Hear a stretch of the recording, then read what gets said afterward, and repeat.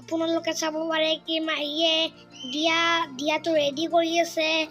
তো আজি আমি অলপমান ফুৰিব যাব ওলাই আহিছিলোঁ। তো মোৰ মাকো সুধিলোঁ, মায়ে ক'লে অলপমান ফুৰি আগে যোৱাৰ কাৰণে। আৰু দিয়াটো অলপমান ৰেডি কৰি আছে, এইবিলাক ইমান ধুনীয়াকৈ কৰি আছে। মাহীও ইমান ধুনীয়াকৈ আজি ৰেডি বহুত হৈ দিন গৈছে। হ'ল ভিডিঅ' আপলোড কৰিব পৰাই নাই, মানে মই ইমানেই ব্যস্ত হৈ আছিলোঁ নহয়, মই নিজৰে মানে মোৰ এইকেইদিন কিবা হৈ গৈছোঁগৈ। মোৰ দেউতাৰ মানে সৰুকৈ এটা অপাৰেশ্যন কৰিব লগা হৈছিল। দেউতাৰ লগতে মই এইকেইদিন বহুত ব্যস্ত হৈ আছোঁ, কাৰণ মই যিহেতু ডিউটিও কৰিব লাগে, দেউতাকো চাব লাগে, কাৰণ মই অকলে দেউতাক গোটেইখিনি কৰিব লগা হৈছে। তাৰ মাজতে আজি ভিডিঅ'টো বনাবলৈ ইমান পোৱালিটোৱে জোৰ কৰি আছে, নকৰিলেও নহয় মানে। সি কৈছে মাহী ময়ে ধৰি দিম, ময়ে কৰি দিম, কিন্তু তুমি ভিডিঅ'টো বনোৱাচোন, বহুত দিন বনোৱা নাই। সেইকাৰণে তাৰ মতে মই আৰু কৰিবলৈ চেষ্টা কৰিলোঁ ভিডিঅ'টো। দেওবাৰটো আহিলে মনটো ভালো লাগে, বেয়াও লাগে। এইবাৰ আৰু ভাল লাগিছিলে অলপমান, কিয়নো দেওবাৰতে দেৱালীটো পৰিছিলে, কাৰণ অকণমান ভালকৈ চাকি বন্তি জ্বলাব পাৰিছোঁ দিনটো।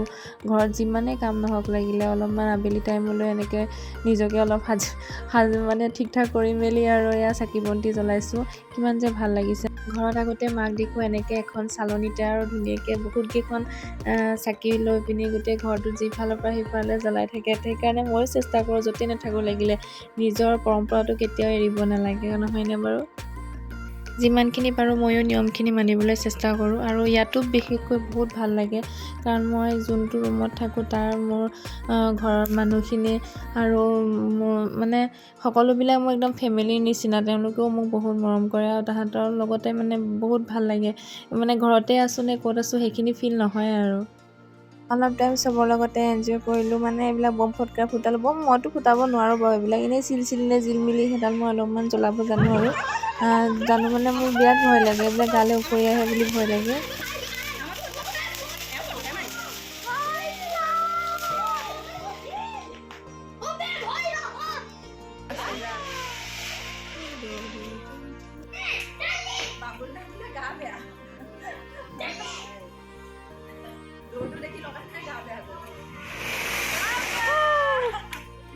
চবে এনেকৈ ফূৰ্তি কৰি থকা দেখিলে ভাইটিলৈ বৰকৈ মনত পৰে।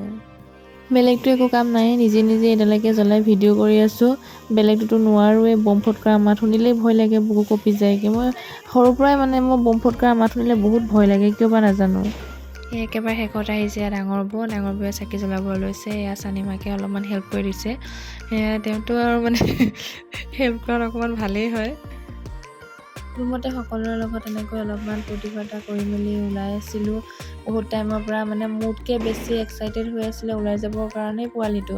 সি মানে মোৰ লগত অলপমান বম ফটকা আনিবৰ কাৰণে ওলাই যাব লাগে, তাক সেইকাৰণে সি মোক কেতিয়াবাৰ পৰা উলিয়াই মানে সি ৰখি আছে মোৰ কাৰণে। আপোনালোকে চাব পাৰে কি আমি যাই আছোঁ বজাৰ কৰিবলৈ। আমি অলপমান ফটকা খেলি ল'লোঁ। আপোনালোকে নাভাবিব কি আমি পাচলি আৰু চব্জি বজাৰ কৰিব যাই আছোঁ, কিন্তু এনেকুৱা নহয়।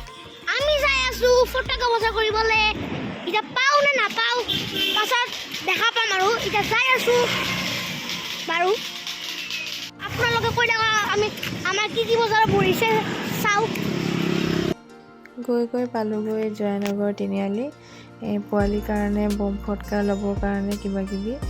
তাতে দেখিলোঁ আকৌ লগ পালোঁ মানে আমাৰ ষ্টাফৰে দাদা এজনে তাত দোকান দি আছে বম ফটকাৰ। তাহাঁতৰ তাতে সোমালোঁ পোৱালিৰ কাৰণে কিবাকিবি ল'বৰ কাৰণে। দাদাই ভাবিছে মই ফটো মাৰি আছোঁ, সি পূৰা প'ষ্ট দি আছে। মই কৈছোঁ নাই, ভিডিঅ' কৰি আছোঁ। তো আমি বজাৰ কৰোঁতে ভোকে লাগি গ'ল, ভাবিলোঁ কি আমি কিবা অলপমান খাই লওঁ। তো আমি আহিলোঁ এখন দোকানত, এতিয়া খাম মই ভেজ ৰ'ল। এতিয়া মই অলপমান ভেজ ৰ'ল খাম আৰু মাহীয়ে অলপমান খাব। তো আমি বহুত বজাৰ কৰিলোঁ। যদি আপোনালোকে আহিব মন কৈছে তো আহিব। ৰেডি হৈছোঁ, ৰ'ল আৰু এইবিলাক চচ, ৰ'ল খাব ৰেডি হৈ গ'লোঁ একদম। এতিয়া তুমি নাভাবিব কি এইটো মোৰ মা নহয়, এইটো হ'ল মোৰ মাহী। ফুচকা খাবৰ কাৰণে, মোৰতো ফুচকা বহুত প্ৰিয়। মই ওলাই গ'লে ফুচকা খাওঁ, সিও খালে পোৱালি। এতিয়া আমি দুইটা উভতি আহিছোঁ। খোৱাও হ'ল, বজাৰ কৰাও হ'ল আৰু বহুতে ভাল লাগিলে মানে ফুৰি পেলাই মাহীৰ লগত। দুয়োটাই আহি ঘৰ পালোহি। ঘৰ আহি পায়ে মই লাগি গ'লোঁ মোৰ কামত, কাৰণ মোৰ বায়ে ফোন কৰিছিলে দেউতাৰ খবৰ ল'বৰ কাৰণে। মোৰ বৰ্তা ছোৱালীজনী আহিব, তাইও ইয়াতে থাকে। তাই আহিবৰ কাৰণে মই লৰালৰিকৈ তাই ক'লে মই ৰুটি খাম, সেইকাৰণে মই ভাবিলোঁ তাই আহিলে মঠি দিব, কাৰণ মই ইমান ভালকৈ মঠিব মেলিব নোৱাৰোঁ। আৰু মই যিহেতু ৰুটি খাই বিৰাট বেয়া পাওঁ, মোৰ ইমান ৰুটি বনোৱা অভ্যাসো নাইকিয়া, সেইকাৰণে সৰহীয়া হ'লে এইটো কিবা কিবি হৈ যাবগৈ, একদম খাবলৈ নোৱাৰা হৈ যাব। সেইকাৰণে তাই ৰুটি বনাব বুলি মই চব্জিখিনি বনাই দিলোঁ আগতীয়াকৈ। বুট দাইল বনাবলৈ ল'লোঁ। দাইলৰ কিন্তু তৰকা চৰকা মাৰিলোঁ। তাৰ পাছতে কিন্তু ৰুটি খোৱাটো কেঞ্চেল হৈ গ'ল। মানে কি হ'ল, তাহাঁতি ক'লে যে নাই ভাতেকে বনা, ভাতেকে খাওঁ নেকি, ৰুটি নাখাওঁ, ৰুটি বহুত মেহনত কৰি থাকিব লাগিব। সেইকাৰণে মানে কি হ'ল, দিনতে মই হাঁহৰ মাংস বনাই থোৱা আছিলে। ভিনদেউৱে ক'লে মই হাঁহৰ মাংস খাম, কিন্তু বায়ে নিৰামিষ খাব। কিন্তু পিছত তাইও মানে কেঞ্চেল কৰিলে আৰু সেইটো। তাৰপিছত তাই মানে মোক হাঁহি তাকে কৈ আছে, এয়া চালাড কাটিছে, খাব আহি পেলাই বুট দাইলৰ ভাজি কি নহওক আমাৰ ভাত ৰেডি হৈ গ'ল। আমি খাবলৈ বহিলোঁ, কাৰণ তাহাঁতৰ যাবলৈ দেৰি হৈছে। তাহাঁতি যোৱাৰ পাছত মই শুবৰ কাৰণে আহিলোঁ আৰু ভিডিঅ'টো এডিট কৰিব আছিলে। ভিডিঅ'টোৰ শেষত আজিৰ দিনটোৰ 2খনমান ধুনীয়া ফটো আপলোড কৰিলোঁ। আজিৰ ভিডিঅ'টো চাই কেনে পালে জনাবলৈ নাপাহৰিব।